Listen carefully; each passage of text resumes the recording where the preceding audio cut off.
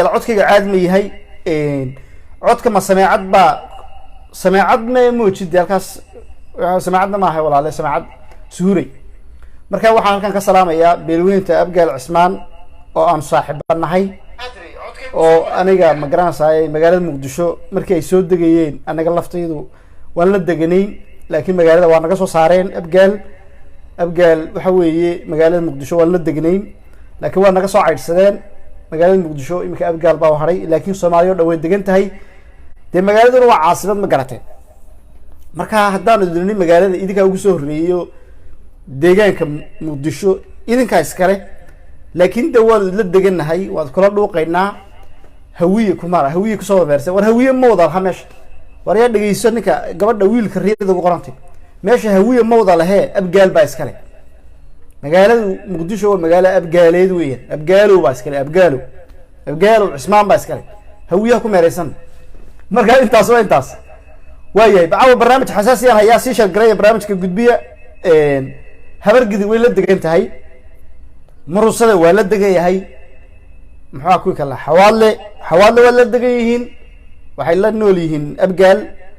annagu Abgaal baan la noolahay qoladay kale maxaa arku kale soo xasuusta baadicade waa reer yar weeyaan oo la degan yihiin ha magaalada waxa iskale Abgaal baa iskale yaan la wareerin anigu runta la igu imaadaa been iyo waxa ma sheegayo halkaas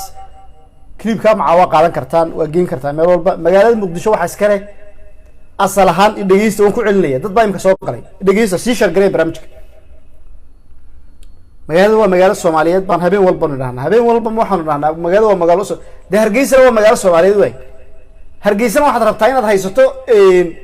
dadka waxa sameynaya waa dadka isaaqo ma taqaana waxa koobayaan Muqdisho waa magaalo Soomaaliyeed hay Hargeysa iskale annaga iskale waxaas ma suuroobayso waxaas ma soconayso reer walba meeshiisu yeelanay daarad waxay leeyihiin magaalada waa magaalo Soomaaliyeed war ma soconayso waxa weeye nimankaas sheeganay dadka yaan magaranaysa khiyaamada aan ka deeyno dadka ma garatan khiyaamada yara wadnaa waayahay imika dhageysta oo ku celinaya barnaamijkana si shargareeya magaalada Muqdisho cid iskale oo ku celinaya mar dambana hay soo weydiinina waxa iskale Xamaraawi gabadh waxa iskale Muqdisho waxa iskale Xamaraawi walaal Xamaraawi way degan yihiin Xamaraawigu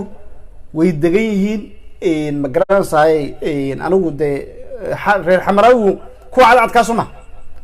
kuwa soo masaakiin iyo waxa ma laha Muqdisho ma garatay kuwa soo masaakiin weyn ana soo qorin kuwaas banaadiri baa lahdaa xalwada iyo waxa ay sameeyaan iyo leefleefo iyo waxa ay sameeyaan wadada wanaagsan horta ma garanaysaay cad kuwa dad wanaagsan oo masaakiin weeyaan laakiin leefleefo iyo maxay xalwad iyo waxa ay sameeyaan marka Muqdisho oo ku celinaya dhageysta saamar dambe liisoo weydiin clipkana meel walba gaarsiiyay siina wada shargareeya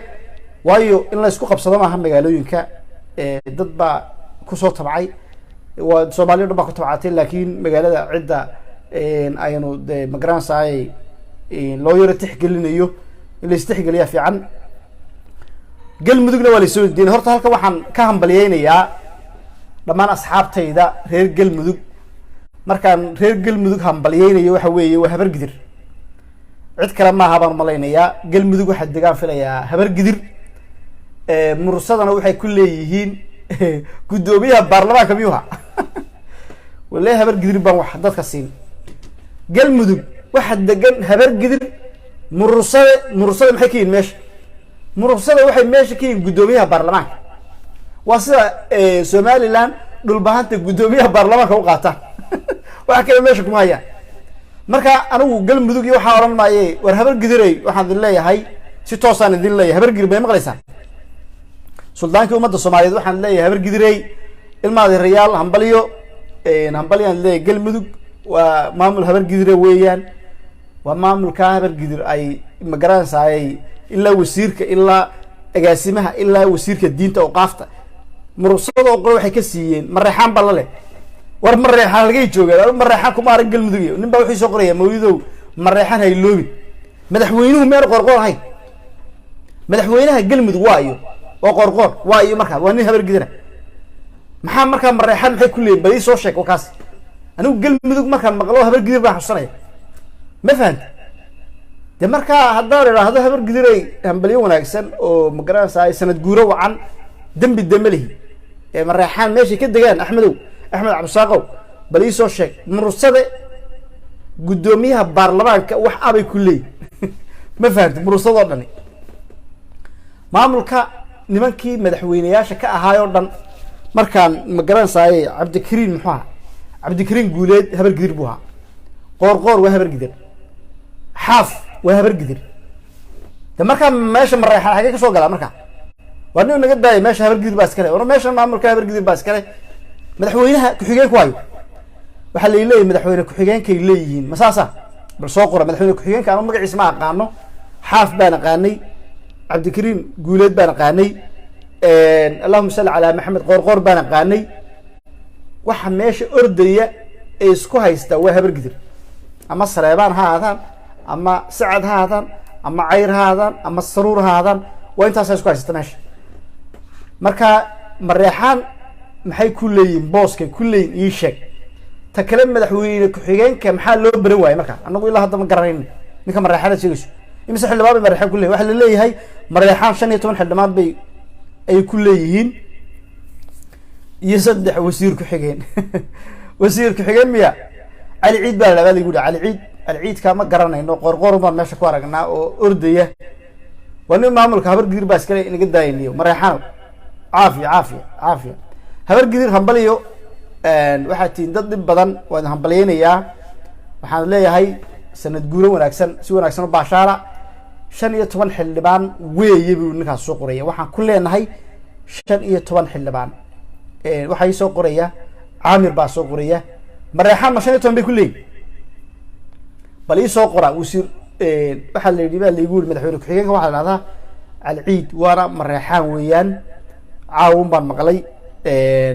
de waa magarasa cali ciidka waan maqlay laakiin anigu maan moodeyn inuu yahay mareexaan markaa waa deegaanka labaad bay noqonayaan meesha waxa iskale ugu badan habar gidir waxaa ku xiga mareexaan baa ku xiga saasaan odhanna soo ma caawa maxaad ka hadlaysaa war dhegeysta mawduuc xasaasiyan caawa dahay sii wada sheergaraya barnaamijka iga gudbiya ha igu nasanina hala sheergarayo waayahay markaas maamulkaas galmudug beeshaas magaranaysaa ee imika sheegayo ayaa sanad guuro wacan aan leeyahay iyo inta dadee la joogta martida u ah maamulkaas habar gidir baa maamulkaas kale cid kale oo madaxweyne ah weli ma arag meesha haddii madaxweyne aad ka noqon weydo micnaheedu malhiid weeyaan waa saas weeyaan somaliland oo kale waa beel baa iskale isaaq baa meesha madaxweyne ka noqda galmudugna waa saas habar gidir baa ka noqota muqdishona maayirku badanaa abgaal buu noqdaa markaas mar haddii dee cidda maayirka badanaa qaadata ayaa deegaanka koobaada sida anaguba de hargeysa aan maayirka uga nahay anagu hargeysa maayirra 10 sanana hore uga soo ahayn imikana aan maayirka sida hargeysa anagu maayirka uga nahay cidda maayirka kale ayaa iskale muqdisho dadka kalena waa la joogtaan magaalada waa magaalo caasimadda ummadda soomaaliyeed waan qarsanahay laakiin meesha yaa u badan oo degan haddii la dhahdo waa abgaal galmudugna yaa iskale habar gidir mareexaanna uu kusoo xiga mareexaan meelo badan buu leeyahay caabud waaq buur dhoobo meelo badan buu leeyahay ya madaxweyne ku-xigeenku wuxuu leeyahy 16 xildhibaan 5 wasiir oo ah 10 wasiir ku-xigeen war hee dhaniyow anigu wasiir ku-xigeen iima soo qor horta wasiir ku-xigeen lama xisaabsado wasiir ku-xigeen weligaa xisaabsani wasiir ku-xigeen maa ley waxaas ma dhacayo ma fahanta annagu imika soomaaliya waxaan ku leenahay ra-iisul wasaare ku-xigeenkaan leyna waa boosre soo ma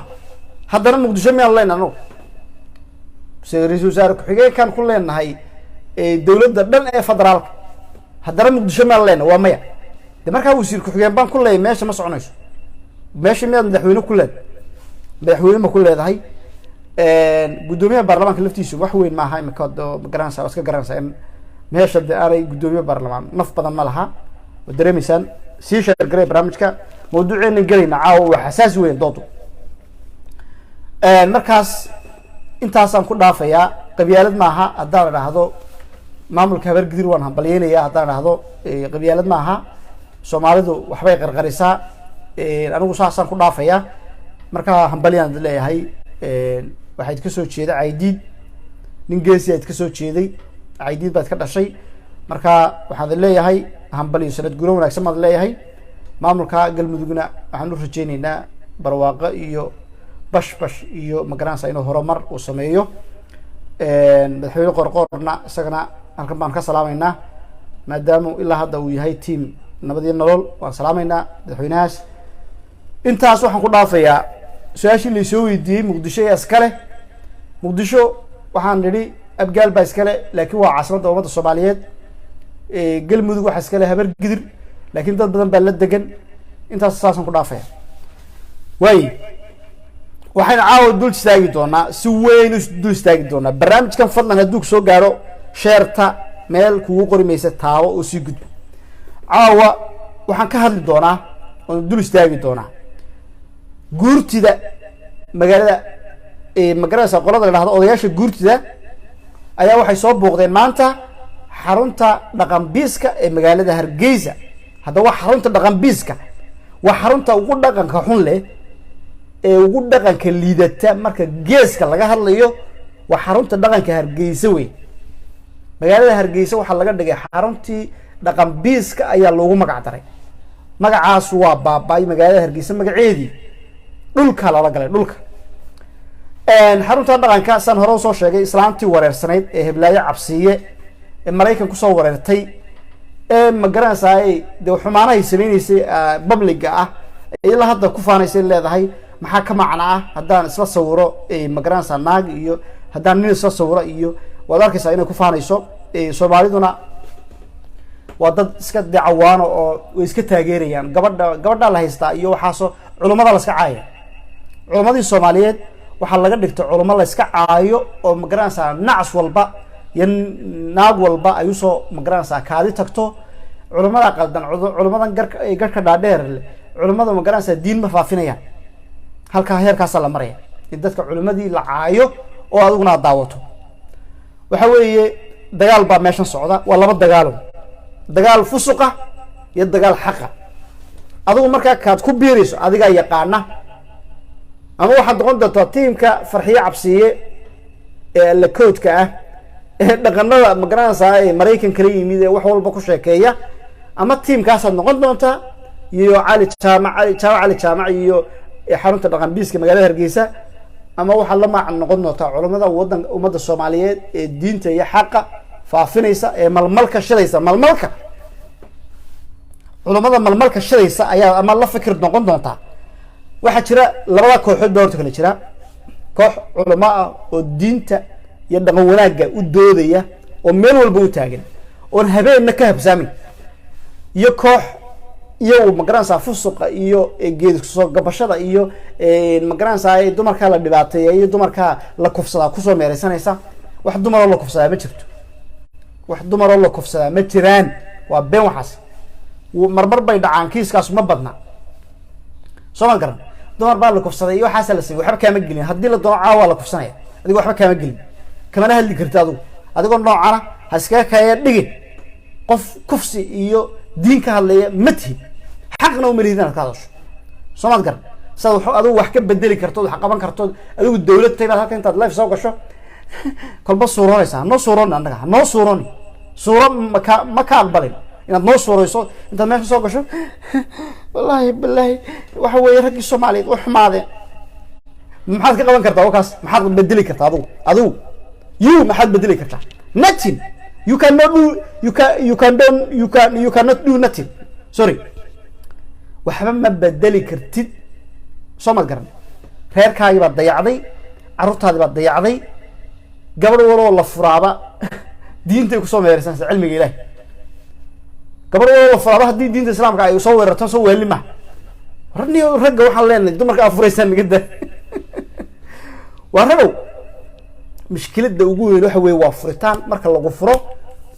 habeenka dambe live soo gal waxa tiraahdaa raggu waxa weeye waa caynkan waa diyuusin hablaha yar bay magaranaysa dhibaateynayaan magaranaysa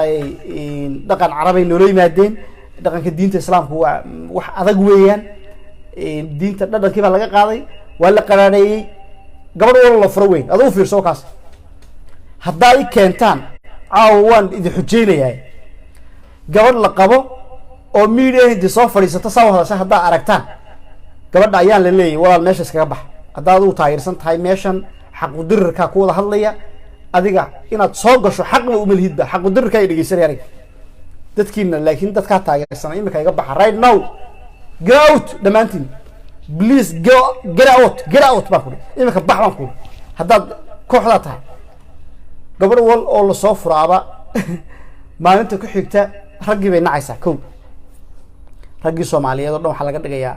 tuug iyo khaayin iyo mid wax kufsada iyo mid wax dhaca xataa culamadii lama dhaafin waa sheekooyinka aan ku arkay media dee ila wala fahansay dumarkiiba markaa waxaa laskaga dhigayaa nasteexo dumar masaakiina jiro oo iyaga lagu guuro moogto oon aqoonna lahayn cilmina lahayn oo ku salaamaya yaasiin aan aqoon lahayn cilmi waa lagu guuraa kuwaasi waxaa lagu idhahdaa rag waa cankana sameeyay hawlahay kufsadaano waxa weeye dhibaatay ku hayaan oo diintii baa la adkeynayaayo gabadhii lasoo furay baa kuwii kale ku guuraysa kuwii kale waxay rabtaa inay harka ka soo saarto waxay rabtaa bal adigu fiirso raggii bay ku diraysaa gabadhii kale ninkeeda haysatay ayaa psychologically waxaa loo nacsiinayaa ninkeedii caruurteedii waxeedii o dhan baa la nacsiinayaa dibadda ayay magaranaysaa marka dambe iyaduna imanaysaa waalidii tii kale bilaabaysaa waalidii tii hore ayay halkii ka bilaabaysaa way ku qoslaysaa marka maalimaha dambe dee kasoo saarto godka way ku qoslaysaa habeenada dambe markay lifetiina soo gasho ay ka sheekeyso culamada dhibaato samaysay sheekh ma jiro diintu waa la adkeeyey xorriyad hala sameeyo freedom of speech ma jiro dumarka waa la dhibaateeyey waxaa wada gabadh qur oo la qabo waxaa wada haddaa aragtaan imika halkan ku meeshan gareeya ma jirto hadda ma jirtaan kuuli waxaan wada waa dumarka waxaan wada waa divorced waa gabadh ma garanaysaay calafkeedii dhamaaday weya oo calafkeedii siduu dhamaaday le oo aamini la qadarka an tu'mina bilqadari khayrihi wa sharihi waa inaad qadarka aamintaa khayrkiisa iyo sharkiisaba haddii lagu furay oo ninkii kala tagteen adduunyadii may dhammaan jooji culamada aad ku meereysanayso iyo dadka aad rabto inaad magaranaysaay burush xaar la marbariso jooji waktigaaga waa dhamaaday waad soo qaadatay wax meherad kala raadso maxaad culamada iyo diinta iyo maxaad diinta ugu soo meereysanaysaa dadka kale markay waashaan waxyaaba kale ku waashaan meelo kale ku waalade haddaad doonto tiktoka gal meelahaas kolba hee soo duub cala iyo waa lay eryanaya iyo waa lay daba socdaa iyo waa laygu mashquulsay iyo nacabkaygaa batay heesaa ugu badan minka tiktoka ordaya waa nacab iyo waxaasay ka sheekeeyaan iyo cid qof aan hadda cidba eryanaydo daba socon baa kule nacabkaygaa batay waa lay xaasidaya maxaa lagaa xasidaya haystaa somadkan marka waxa weeye diinta islaamka iyo culamada waa loo gafayaa waan arkaynaa dumarka la khaldaya waxaan u sheegayaa yaan been laydiin sheegin culummadu waa culimadiinii diin bay ka hadlayaan aqoon bay ka hadlayaan wanaagiinay jecelihin culummada dumarow wanaagiinay jecel yihiin tiimkan waalan ha ku biirina tiimkan waalan madaxa maguursatada ee waalan habeen walba fikir qaldan la imanaysa ha ku biirina war gabadh baa aadii soo wacaysay asalaali walaalay soo dhawow bal ma waxaa tahay team farxiyo cabata miyaa tahay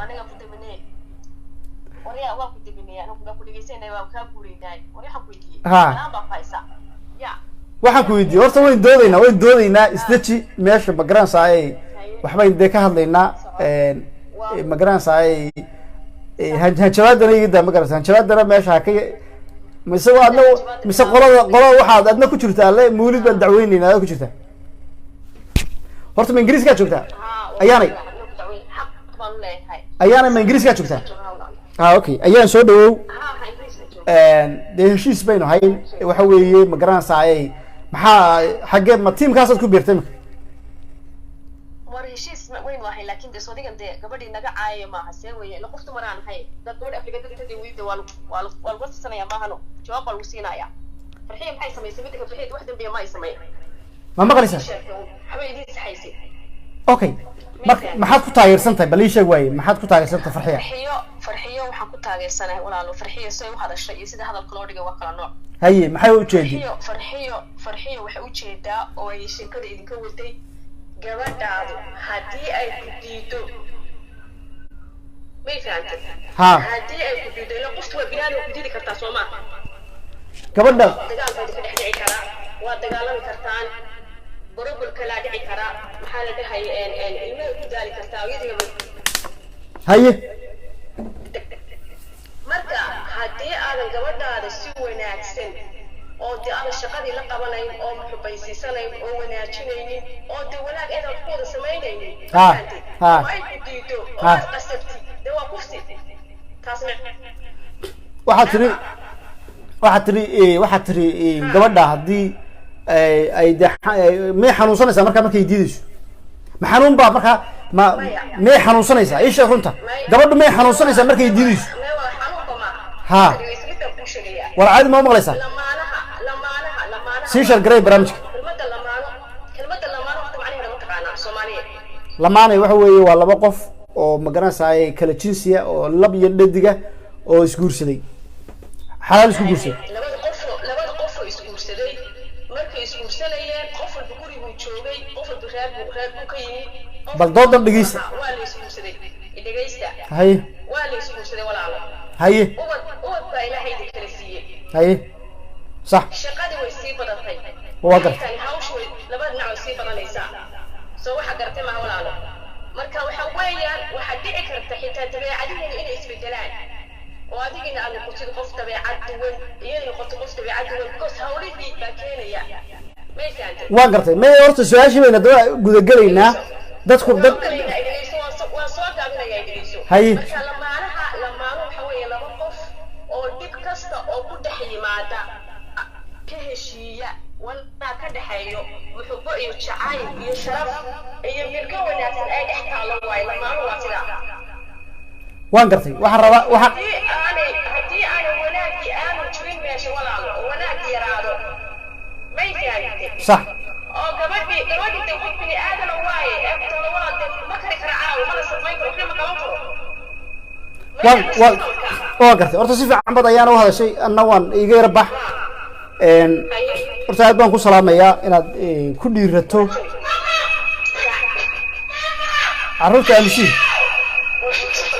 carruurta amsiin waayay ma maqlaysaa okay carruurtii baa ku qaylisay horta aad baan idin salaamaya dumarka soomaaliyeed waxaana ka hadlaynaa walaalayaal waxa weeye gabadhan dooda ka soo qayb gashay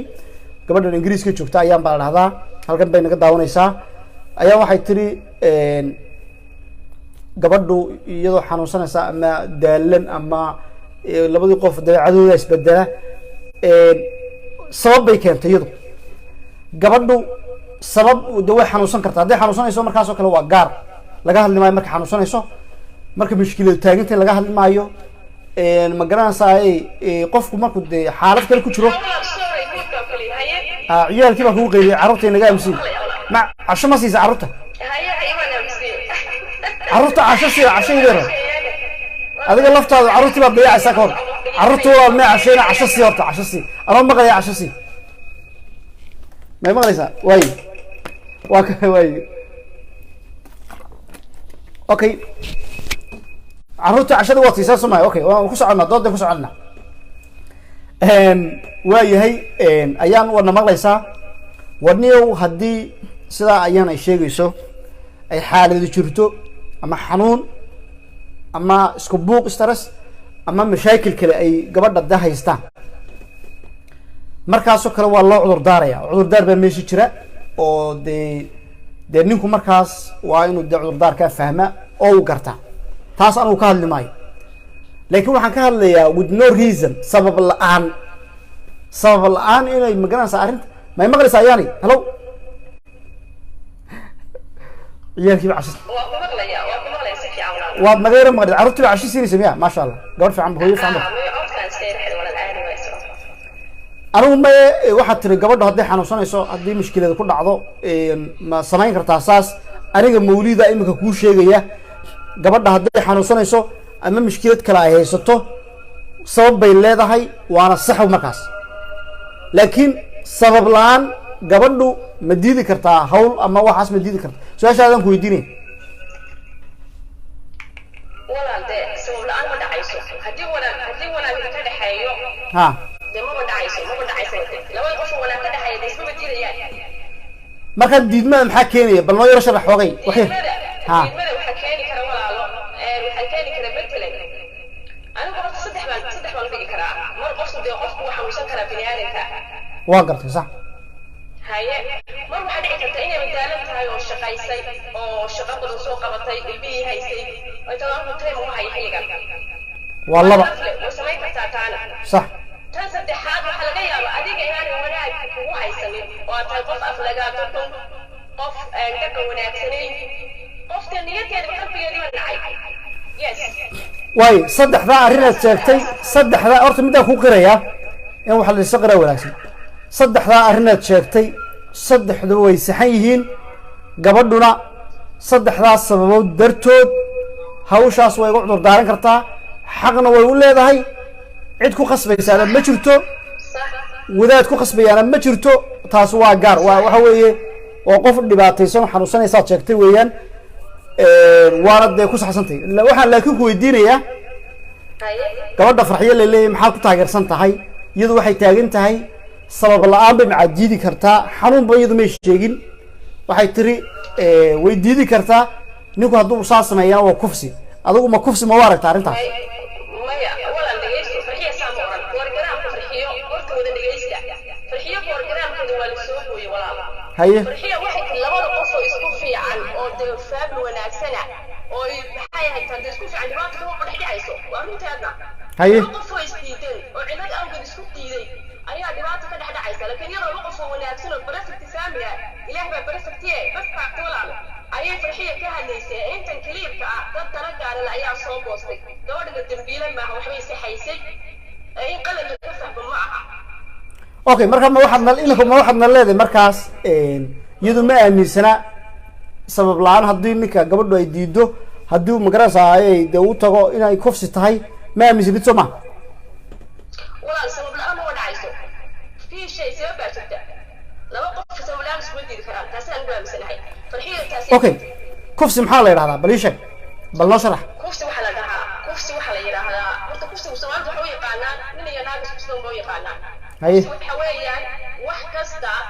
oo maxay tan dhafar xumeeyey waan gartay kufsi laba qof oo isqaba kufsi haye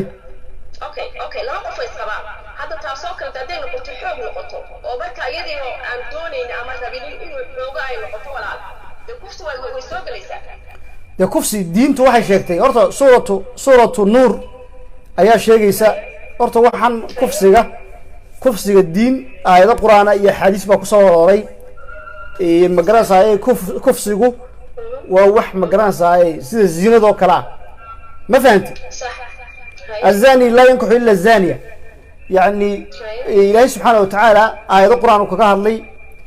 marka macnaha kufsi horta ma qaadanayso oo magacaa looma bixinayo kufsi waxaa la dhahdaa laba qof oo magaranaysaay aan waxba isu hayn oo aan isku hawlba hayn oo waxay sameeyaan baa kufsi la ma garata may maaha kufsigu waa ka dembigaa weeyaane shareecadu islaamku qofka ay ku xukuntay magaranaysaay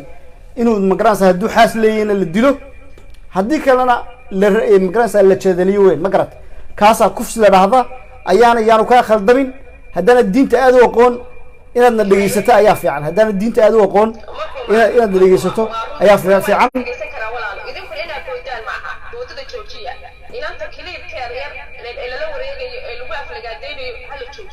waa si wanaagsan okay bal waan joojinaynaaye iyadoo iminka kiliib ha soo duubto ma garata iyadoo kiliib ha soo duubto annagu waan joojin doonaa kiliib ha soo duubto ha tiraa dadka ha soo raaligeliso ha tiraahdo ninku hadduu gabadhiisa magaranaysa ay hawshaas ay wada sameeyaan kufsi maaha ilaahay baa u xalaaleeyey magaranaysa waan qaldamay ha soo tiraahdo kiliibka hadday soo duubto oo dadkana soo raaligeliso culummada iyo islaamka o dhan waa inay soo raaligelisaa waa inay medias dib usoo fadhiisataa waa inay warbaahinta u yeerataa raaligelinta markay bixiso kadib annaga raaligelinta ayaan na siin dembiga horta ilaahay uga toobad keento ma garata anu malihi iminka ma garanaysaa dee dembiga qof gaara ha tiraahdo hebel oo isaamax ma jiro dembigan ilaahay bay ka gashay iyo shacabka ummadda soomaaliyeed ma garata annagu raaligelin kama rabno ما هسور هلا جليسو دت كان هسور هلا جليسو إلى هنا مقرص عقود ها ما ولا دبي ما ولا دبي ولا سمين وحبا عرها صدرنا مع العرق صدرك عرق صدرس هاي وسيش القريب ولا الله هي إن شاء الله السلام عليكم وما حسنتي أدوك السلام يا هاي ولا السلام عليكم قبل ده أيضا وحي تيم كاسة هاي وانو قنعني وان كسر ربني قبل ده أيانا وان كسر ربني tiimkii jahanabo ku waday waa jahanabay ku wadaan moogta naaru jahanabay ku wadeen waan ka soo reebnay jannadan lugaha usoo gelinaa insha allah jannadan lugaha usoo gelinaa tiimkaas waa tiim naaru jahanabo ku socda wey naaru jahanabay gelinayaan dadka fariiqun fi ljanna wa fariiqun fi saciir marka kooxda jannada soo raac baska jannada tegaya soo raac ayaan aad baan ku salaamaya halkan aad iga daawanaysaa waa mahadsan tahay inaan baskii jannada ku saarnay fariiqun fi ljanna wa fariiqun fi saciir kuwa kalena dee baska naarta ayay tigirka u goosanayaan waxay tiri gabadha ha la daayo okay waa si wanaagsan gabadha waa la daynayaa clip ha soo duubto clip waa inay soo duubtaa waa inay magaranaysaa iyadoo oo aada u qiiraysan iyadoo aada u qiiraysan oo indhaheeda ilmo laga dareemayo oo inay ka xumaatay laga dareemayo hadday doonto ha soo oydo macaalo dee iyadoo ooyeysa oo qiiroonaysa clip ha soo duubto maaha qoslba ha soo raali geliso shacabka ummadda Soomaaliyeed ragga iyo dumarka ay isku dirayso ilaahayna ha uga toobad keento toobadda cid gaar oo la ma jirto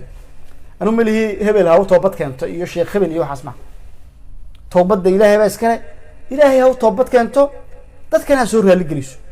intaas lagu deyn karaa intaas ay ku badbaadi kartaa fadxiye cabsi hargeysana aan laga mustaafirin taliya daba gala waaran soo jaray waarankeedu waa diyaar dhibaatay lugaha la gelaysaa dhiiqa ayay lugaha kula jirtaa markaa labada arrin hadday soo samayso cajalada soo duubto iyadoo dee aada u magarasa qiiroonayso ooyeysa hadday soo duubto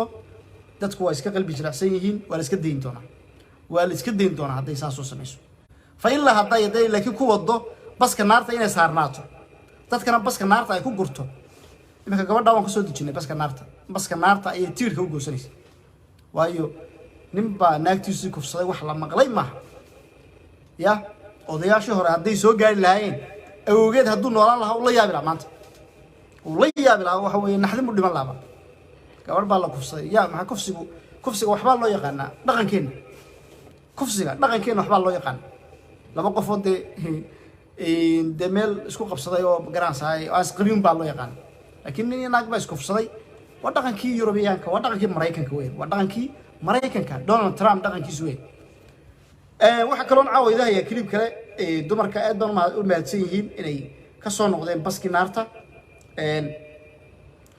horta waxaan magaranaysaa rabaa inaan ka hadlo booqashadii golaha guurtida caaw clip baan leeyahay khatar golaha guurtida dhageysta golaha guurtida caaw waxay booqdeen xarunta dhaqan biiska ee magaalada Hargeysa ee uu maamulo odayga konton jirka ah ee magaranaysaa hal tin oo madow ma laha ninkaas waa konton jir hal tin oo madow ma laha magaciisa waxaa la dhahdaa jaamac la dhahdaa talyaanigan buu qaxoonti ku ahaan jiray waddanka talyaaniga ayuu qaxoonti ku ahaan jiray waxa uu guursaday gabadh la dhahdo ayaan gabadha ayaa la dhahdaa waa gabadh iska fudfudud weeyaan waa iska waxa weeye waa dadka iska dhaqanka ah ee iska magaranaysa meelahaas gaala raaca weeyaan gabadha ayaan buu qabaa xarunta dhaqanka Hargeysa ayay magaranaysaa ay markaa wada furteen waxay soo macsuumaan dadka jinsiga aaminsan nin Botswana u dhashay soo macsuumeen waxay soo macsuumeen oo arkayseen Anderson Cooper oo Mareykan oo CNN-ta maca laga yaqaan inuu yahay nooca calanka u sida Mareykan ee la yaqaan halista weeyaan dadkaas waxay soo macsuumeen dad aad u badan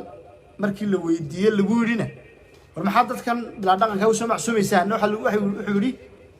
annagu dadkan waxba nagama gelin dee ma garanaysaa waxay shaqadooda laakiin bugaag bay qoreen bugaagtooda ay qoreen oo qura ayuunbaa anagu aan ma garanaysaa fiirsanayna oon akhrisanayna buugga uu Anderson Cooper qoray ama ka Botswana Kenya uu qoray faa'iidada uu keenaya waa maxay wax faa'iido uu keenaya ma jirto qof isagiiba ma garanaysaa nin baa ilaahay ka dhigay haddana wax kale u doortay ninka noocaas faa'iido inaguma soo kordhin karo nimanka noocaas ay caadiysteen mar walba inay soo macsuumaan arrintaa waxaa aad uga hadlay Coldoon oo halkan uga amaanayo oo runtii dabagalay oo ma garanaysaa waxay xooga badan soo gudbiyay oo dadka la soo wadaagay marka xaruntii dhaqanka Hargeysa arrintaas markii ay soo baxday culimadii oo dhan baa horta ka hadashay khudbadii jimcaha shalayto wax kale lagama hadlo magaalada Hargeysa waxay ku fiican tahay oo meelaha kale ku dhaantaa fusuqa waa laga hadlaa sheekh dir baa ka hadlay culimada oo dhan baa ka hadlay sheekh Shucaan baa hore uga hadlay culimo badan baa ka hadashay qaar Muqdisho jooga iyo qaar Hargeysa jooga xaruntii dhaqanka markaa caga badan kuma taagna imika saasay u gargariiraysa caga badan kuma taagna waxaa dhacday kee kala ka hadlay malmalka waa loo sheegay marka arrintu halkaa marayso waxaa loo diray golihii guurtida ayaa waxaa lagu yiri soo baadha xarunta dhaqanka waxa ka socda golaha guurtida loo diray waxaa lagu yiri war bal meeshan waxa ka socda dhibaatada meeshan ka socota soo baadha oo guddi madax bannaan baa tiina golihii guurtida tiina soo baadha golihii guurtidu maxay sameeyeen markaas golihii guurtidu way soo raaceen waa dhowr oday weeyaan golaha guurtida mushkiladda haysta waxa weeye odayaal aan aqoon badan lahayn weeyaan oo meesha waxa lagu keenay lagu qaybsaday qabiil baa meesha lagu qaybsaday golaha guurtida ilaa odayga Saleebaan la yiraahdaa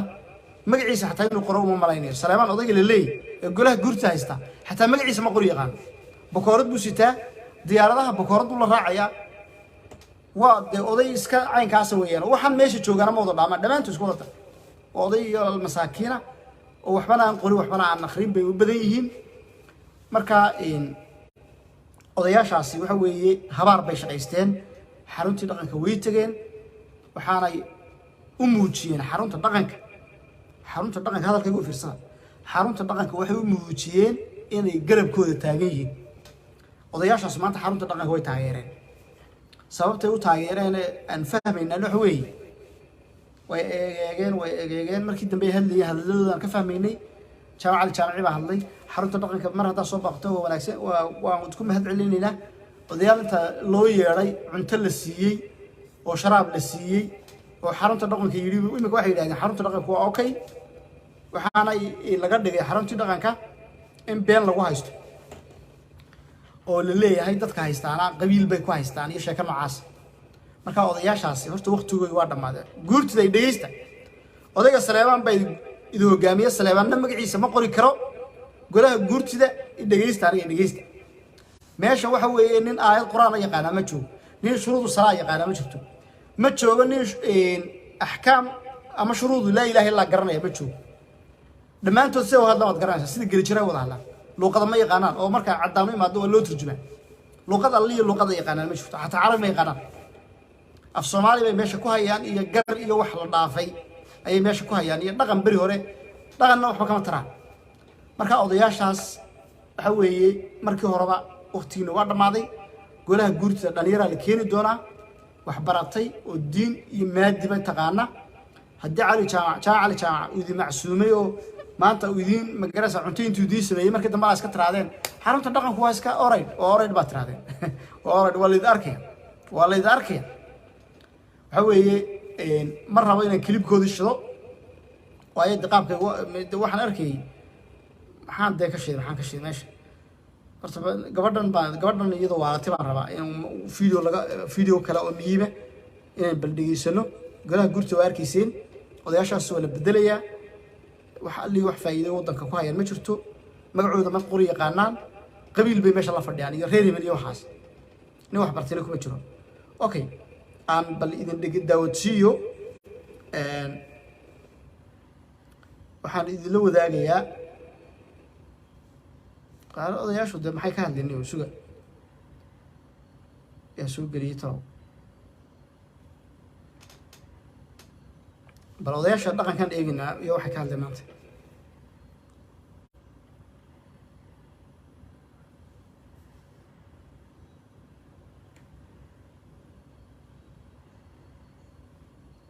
horta gabadhan baan rabaa inaan eblaayo cabsiye leeyahay Maraykan iska ka timid qiirada la soo doontay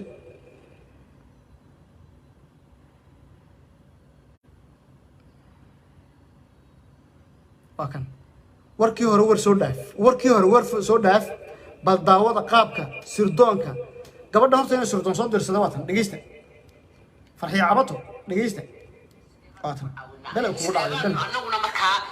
isugu daynaa inaan dhageysta sirdoonka la soo qabtay duushido dreamskan iyo hawlaha ugu raactay horta waan soo bilaabay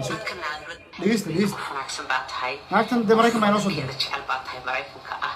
adigoo kale weeye dadkaan u baahan nahay dhageysta sirdoon baa soo dirsay aad u nasiib badan yahay adigoo kale inuu ku helo hargeysa waxaa soo midho baa joogsan leeyahay hal la daayada lahayd inaan ku duulino de aad duushido dad kala damiran iyo dadkan aad la dagaal war bas si fiican u dhageysta wad ka aamusayaan lagu yiri qof wanaagsan baa tahay qof wadankeeda jecel baa tahay Maraykanka ah adigoo kale weeye dadkaan u baahan nahay maxay tiri qof wanaagsan baa tahay oo dalkeeda Maraykanka jecel adigoo kale ayaan ku baahanahay dhageyso hadalka dhageysta hadalku yaan u dhaafay Soomaaliya fudeedka joojiya hadduu duulina darbiga qabsada dhageysta muxaadarada dhageysta muxaadarada si fiican u dhageysta lagu yiri qof wanaagsan baa tahay qof wadankeeda jecel baa tahay Maraykanka ah waa kilib cusub adigoo kale weeye dadkaan u baahan nahay wadankani aad buu nasiib badan yahay adigoo kale inuu ku helo sidee baan ku caawinaa sidee baan annaguna markaa isugu daynaa inaan ku duulino de aad duushido dreamskan iyo hawlaha bala ku duulisi dadkan aad la dagaalantay yes anigu de group radical soo arweero masaakiina intay sabteen way yiraahdeen maartay aan idin fasir halkaas aan idin fasiro waxay tiri anigu waxaan ku jiray baytay group radical the meaning of radical waa xag jir weeyaan sidaas u fahmay group radical aan ku jiray oo xag jira sida u fahmay marka dhageysta wallahi waa sirdoon waxa weeye Maraykan baan anigu dhashay Maraykankan magaraansa ka tirsanahay sirdoonka waxa soo dhaw maqlaysaa waa kilib cusub weey caawa la soo helay sirdoonka soo helay caawa shay xabashada la soo dagaalamayna deetana ma dhawaanaagtan lama jara habaabiye ka hadla iyo sidii loo ma jara habaabiye iyo sida waalidiinta iyo Soomaalidu ba maaragtay Maraykan ma laagta soo dirsan iyo jaalidhaanta looga digtoonaan karo mid kale hadda soo bada xubiri adiga mooyaane qaar kale dad kale ma jiraan oo sidaadoo kala ho فريدين استعلا أو أنا سلكين بريتان مو سلكين عاون دجالك كولا شراء. ليش؟ هاي جماعة بحوجا وياك بتكلا سوب وده ومركز سويدي. And how do you like أيام حرسي كور. فريد أدبن شعلها. وقفت خطرتها هي تذكر ملكو بستايل دجال بس. ده مسلمين حنو. أيام حرسي مش قولين إنه غير مارسة. بعتوي كودا مسلمين تكلا أما بني آدم كا. marka qof de muslimadu dhaqka tahay ma jeclaanayo kulay laakiin waan siro urunay markaas oo de waa yara baqay ala kulli xal nimankii waxaan ku kala tagnay caawinayna bay yiraahdeen nin baan ugu soo xiraynaa isaga insan out wax walba secret code iyo sida aad lacag u sameyn kartid iyo sida filimadaada iyo hawlahaaga maartay aan kula caawin karna kula ayaan xiswaati diinta ka baxday la soo xiriiray isaga arrimaha noo qaabilsan isagaana wixii aad u baahato kharash ku soo marinayna way hebaan iyo markii ay sheegeen ninka waxay yiraahdeen nin raabaya baa kula soo hadlay raabay waa kuwan imaamkeena oo kale u dhigmaa diinta maartay yuhuudda laakiin magaciisa aal inay yiraahdeen baan moodayay markii oo aadna magacaa uu la baxaan ninkii laakiin markuu aniga soo wacay wuxuu yiri magacayga cali baa la yiraahdaa cali interesting. Mel bookstore Barnes and Noble ku yaala area da Barnesville baan ku balanayo suuraysanayo waxa ku yiri magacaaga aal baan moodayay wuxuu yiri cali baa la yiraahdaa aalna waa la yiraahdaa family-gaygu waxay ka yimaadeen Algeria Yahudi Algerian nahay laga soo baxsaday marka anigu first generation هل يقول يقف هناك سبعة هاي ربما غليسان subxaan allah waad maqlaysaan dadka qaar baa warkan inaad dhegeysata maan filayaa dadka qaar waxay leeyihin warkan waa lasoo jarjaray warkan ayaan xirsi horta way kusoo dartay maxaa warkan haddii lasoo jarjaray oo warkan uu yahay war la isku soo dhanabay magacyada say u leedahay waa sax ayaan xirsi way tiri waxay tiri sirdoonka qeybta hore ay horta hadalka waxa la jaraa inta dhaxa la jaraa hadalka inta hore ay bilowday haddii macal la jarjaray inta hore bilow dhan magarasa waa sax ma fahanti waayo warkan halkan aad ka arkaysaa qaabka u hadlaysa ad arkaysaa maraykan baan ahay maraykan baan la shaqeeyaa sirdoon baan ahay nin cali la dhaabaa ila soo hadlay waxaasoo dhan wax la dafiri kara maaha war walbana haddaynu ku nidhaa war walbana haddaynu dhahno waa photoshop iyo waa magaranaysaa waa sidan iyo warkan halayska hubsada iyo waxa weeye warkani waa war halisa weyn halis buu warkani leeyahay waanay ku xirmi kartaa warkan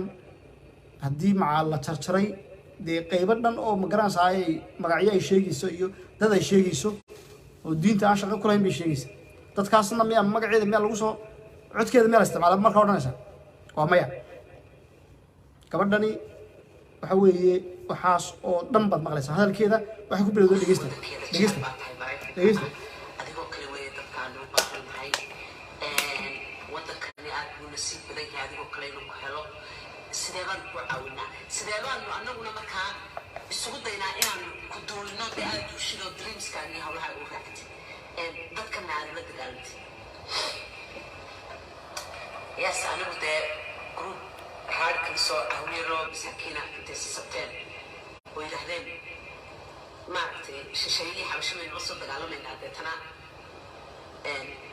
lama jara habaabiyey ka hadla iyo sidii looma jara habaabiyey iyo sida waalidiinta iyo soomaaliduba maaragtay community ahaan iyo jaalid ahaan dee looga digtoonaan waa sheekadii hanaa abubakar oo kale waalidiin iyo caruur iyo haddaad sheekada ay gabadhu soo gasho iyo caruur laysku diro iyo waalid laysku diro iyo waa sheekadii gabadhaas hane loolan jiray imikana turkiya ku dhuumanaysa in soomaalida uga dignay oo kale weyn waa sheekadii gabadhii hane ee dadka turkiya jooga yurub ka soo noqday lagu basaasayay gaalada loogu sheegay lahaa dadkaas carruurta halkaasay geeyeen marka tiimkan way isla shaqeeyaan tiimka waxaa la dhahdaa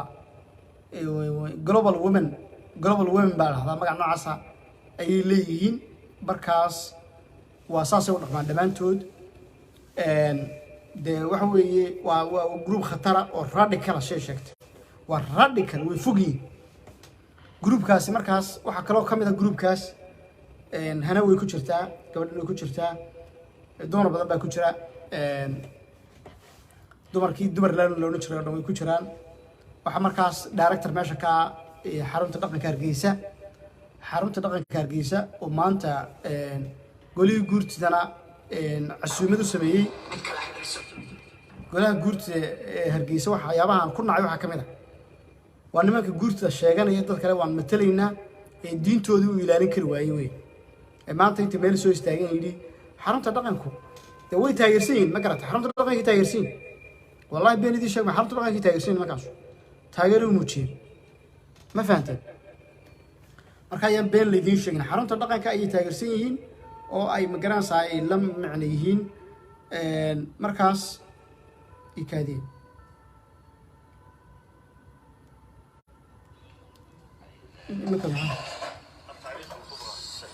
إمام البخاري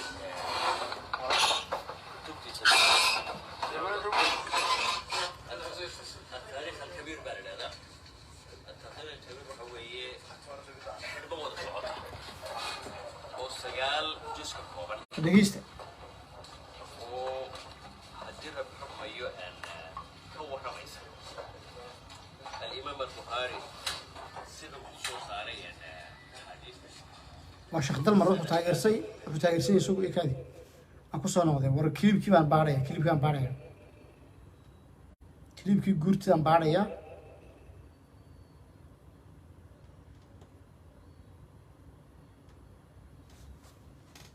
ikaadi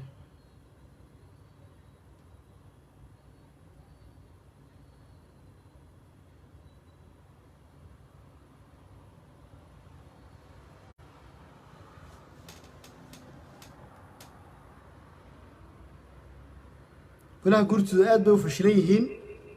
waxaasna wax laga dhegeysan doona maaha markii hore waqtigooda waa dhamaaday odayaal daali weeyaan meel alliyo meelay waa kuwan suga oo odayaal ma garanaysaayay wax walba iska taageeraya xaruntaasay ku leeyihiin waxba kama jiraan oo been baa laga samaysanaya markaa waddankiiba dee hadduu halkaa marayaba dhalinyarta waxaan leeyahay waa inay arrinta ka dagaalantaan meeday wararkeedi watan baan filaya ikaadi indha adayga kaga daran indha adayga iyo inay iska soo istaagaan ay dhahdaan xarunta dhaqanka wanaag bay faafisaa iyo waxan bay ka hadashaa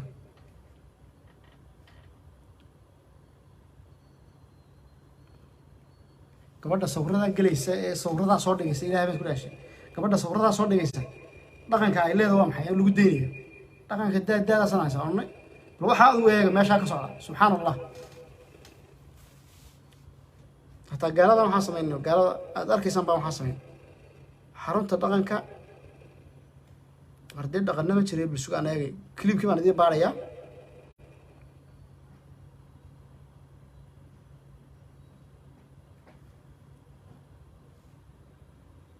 xarunta dhaqanku waxa weeye waa xarun baaba weeye haddii nimankaas ay taageeraan horta dad badan bay leedahay oo dad badan oo la dagaalamaya jira waa laga adkaanay oo laga guulaysanaya insha Allah golaha guurta ama soo kaxaysta ama cidda doontaan soo kaxaysta okay suga waa kan baa filaysa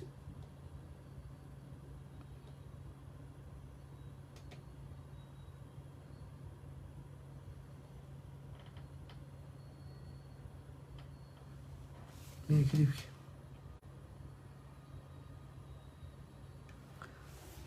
waa iska dhaafaynaa ma raadin karayno odayaasha guurta waxaan leeyahay sharaftii iyo karaamadii magaca guurta waa ku dheesheen dadna kulli ma matashaan odayaal wax bartayna ma tiidin ama niman wax fahansan xarunta dhaqanka ee Hargeysa waxa ka socda dhaqanna aad u xun baa ka socda dhalinyarta waraysta website-dada iyo immigrants-ay Twitter-rada dhalinyarta Twitter-rada leh waxaan la socota waraysta jaamaca waraysanina waayo xarunta ayuu aabooyay kaas marka rabtaan inaad dhibaato baadhaan saa looma baadho dhibaatada waxa loo baadhaa waxa la weydiiyaa dadka ku xeeran iyo dadka la soo waraysta laakiin intaad meesha dhex istaagteen baa wax iska leedahay warbixin nasiib ay leedahay cali jaamaca warbixin ka soo istaag wala odayaasha waxaan idin sheegay waqtigan casriga lama qabsanaysaan dhalinyarta waraysta Twitter-rada isticmaasha ilbaxa ah ee waxaan og yani ceelka guntiisa og kuwa waraysta war kama haysaan Twitter iyo ma garanaysaay Snapchat iyo ma garanaysaay TikTok meesha la isla maray war ma haysaan Saleeman baa meesha jooga Saleeman oo magaciisa qori kareen bakooradu iska sita soo marna iska hadlay waraa musadaahaya sidii meeshu tahay guurtida dham gabigeeda oo xirageel weey waa malcaamad aad moodo malcaamad quraan oo odaygaasuna kabiirkii weey waad aragtay inuu dhaahdo mikrofoonka maadiga qabanay maadiga hooy dee iga hoo buuraa ma garatay marka golaha guurtida waa fashilan yihiin kulli waqtigiina waa dhamaaday xarunta dhaqanka taageera waxa doontaan taageera waqtigiina waa dhamaaday idin dhamaatay meesha waa ka tegaysaan waa la idinka kaxaynayaa meesha xarunta dhaqanka jaamacana ama lacag haydi siiyo ama hudheelka haydi geeyo ama wuxuu doonaa haydi siiyo cid deynaysaa ma jirto annaguna dagaalka waan wadaynaa gabadhaas heblaayo ma garanaysaay cabsiya la dhahdana waxaan leenahay haddaad raaligelin soo bixin waxa weeye waad arki doontaa jawaabta dadka iyo sida arrintaas ma garanaysaay dhibaatada ku keento waad arki doontaa ya warmee waa xarunta dhaqanka waa ma garanaysaay xarunta dhaqanka wala la wareegi doonaa guurtida soo kaxayso war haddaad soo yeerato culimada ugu waaweyn maxaa ka yeeli mayna ma fahanta ma kula dagaalamayna barnaamijka caawa intaasan kusoo afmeeri doonaa dhammaantii waa mahadsantihiin waxaa kaloo halkan aan ka sheegay xisbigii kulmiya oo ma garanaysaay fashilmay xisbigii kulmiya waa dhacay muuse bixi mar dambe lama arag muuse bixi si doorashadii looga helay lama hayo ilaa hadda xafladaha waxa jooga mucaaradka isbahaysiga jooga waddan iyo cudba ayaa meel walba joogta xaalada xafladii waxa shitay Cabdiraxmaan Ciro xafladaha markaas imika xataa dadkii baa laga garanaya soo sacbinaya inuu soo dhaweynaya ma fahant dhalinyartii magaraasa ay kulmeena nafta hayso oo meel walba ka cabaaday dagaal bay ku jiraan halka waxa kala hadlaya wasiir Toorno wasiirka waxbarashada oo noqday wasiirkii ugu marqaanka badnaa uu noqday wasiirada golaha wasiirada Soomaaliland habeen walba wuxuu ku qayleeyaa masallaha dhalinyaro la fadhiisanaya hebel Saciid Maxamed Gahayr meesha ka saaray wad eriyay oo Saciid Maxamed Gahayr maxad ku yeelaysaa maada keenay macallinimada maada keenay wiligu macallin ahaa meeshaas quluskiisa kala soo bixi jiray waan eriyay wax ka suuroobaysa maaha waxaan leeyahay cida galow waxaan leeyahay haddaad dee isqabasho ay meesha jirto ninka wasiirka ee waalan ee marqaanku wiilka tusay wiilka ka qabta cida galow ninka ka qabta wiilka bal wasiirka waxbarashada shaqo kala ma laha Saciid Maxamed Gahayr iyo dhalinyarada wadankooda ay ka soo taariibin ee wadankooda aaminay ayuu intu kalba digreeto xuno malmaluqo fartay ku qorantay aan la garanay soo saaray u leeyahay waan eriyay hebel habarta ma eri karin wallahi inaad eri karin cida galow waxa la cida galow maqla cida galow ma isqabataan horta cida galow cawaalan kala hadlay دخول تراب يا أهل دخول تراب ولا دخول تراب من مقلسة وسير كم مرقانسن ويلش كقبته وسير كم مرقانسن تورنا وش يجي لأن يرى كقبته حاول يجيسه شقدي ما كتشوتشي حاول معلم ما كقاضي حويت ما كقاضي عاون ورقة تاع بوص الله صاب حيولي ما حكمت بنجيني يا بقى إذا قال له وضعوني يعني إذا قال اسمه قبته إذا قال اسمه قبته دخول تراب اسمه قبتان hadday isqaban lahayn wasiir Toorno ka qaban lahayn wiilka abwaanka Saciid bay ka qaban lahayn isaa u daawanayeen leeyin caawan waraaq loo soo baxay leeyin maxkamadda loo yeeray ima kale waxa ay sheekadu maraysa maxkamadda mar dhowtaan eegay si clipki me Saciid hadlay arkay aan balida tuso barnaamij wallahi cadaalad darro weyn baa jirta niyo dhalinyaradu waxay meesha uga soo baxaysaa ay ugu soo tariibisa waxaas ka kaalay meesha waxa liyo xiyal ma jiraan مدة سودين يا عاوي وركي ولا كذا وكان ما شو والت ولا لا والله وين يا عاو وراقبه بالله صبح ولي هي حلكي معلمه waa ka qaaday waana magaranayay macallinimadina waa ka joojiyay wasiir Toorno marqaasan baa laga qaban lahayd dhalinyaradii cida galana waa daawanayaan galana halkaas ay daawanayaan leeyin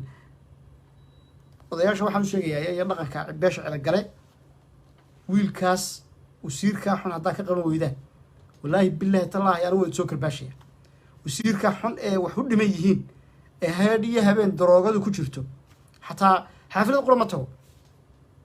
waruuxu ka maqnaa xafladii Maxamed Moogo ka maqnaa oo ma garanayay xafladii ugu horeysay ma soo laga qabtay oo ummadda Ilaahay qof ka maqnaa muu jiro xafladii la xilo ka maqnaa tii xalaytu ka maqnaa ma qiyaamuhu marka anaga noo shafaac qaaday waxan cila galow wiilkaas uu eriyay ninka wasiirka ah ee odaygaas war waxaas niyo wallahi nan waxa weeye imika waxba maan karbaashin wiilka hadda ka qabo weydaan Toorno cila galow idinka la hadlaya cila gale idinka national kala hadlaya hadda ka qaban weydaan ninkaas wiilkaas wasiirka xun ee maxkamad baan u diraya iyo shaqadii baan ka joojiyay waa ninkan weyn waa ninkaas wasiirkan ka hadlay waa ninkaas marqaansan wasaaradda waxbarashada ayuu haystaa ma fahanti wasaaradda waxbarashada cid dadka kale ayuu shaqada siiyaa qof cid gabo meesha ka shaqeeya ma jiro ma fahanti wasiir Toorno baynay magaranaysaa dhalinyarta inta hadhay shaqada siin weyday inaad tiraahdo macallinimada ma ka qaaday war macallinimada adigu ma tiintay ما فهمت حلقي الريال أيوم معلها ريال أي شغاليسي أدنى ما أنت مصلها كوكا يشاد الذي هي البان شقتك قاضي وهي محكمة بنجينية بالكليب كمان كليب كمان بارا يسوع هذا كان دايس ما قبته يا وذاكاس وسير كشجانية كعم بقول عدوان تهدو دنيرة فرح كقادوي هردين ما كليبك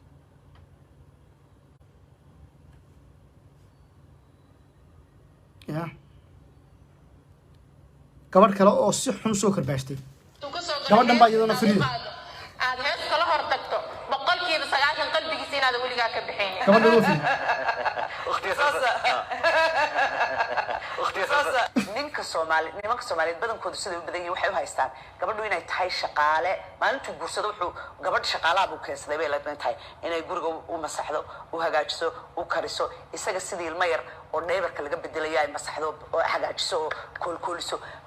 mana fahansana waxaasoo dhami inay yihiin nasteexo iyo wanaag iyada ka soo go'ay ee aanu xaq iyo xuquuqtoona ugu lahayn haweenkeena Soomaaliyeed meesha ay ka dhinteen waa meeshan raggeena ma koolkoolino boqolkiiba 90 war gabadhan markeeda la soo gabadhan markeeda la soo laga helo laakiin boqolkiiba 90 ma koolkoolino may waxaan uga jeedaa gabadha soo fiirin Soomaaliyeed u qabtaan dumarka Soomaaliyeed inta nimanka Soomaaliyeed u qabtaan waa in aanay actually xaq ugu lahayn war intaas ku soo gabagaynay gabadha soo fariid wallahi reer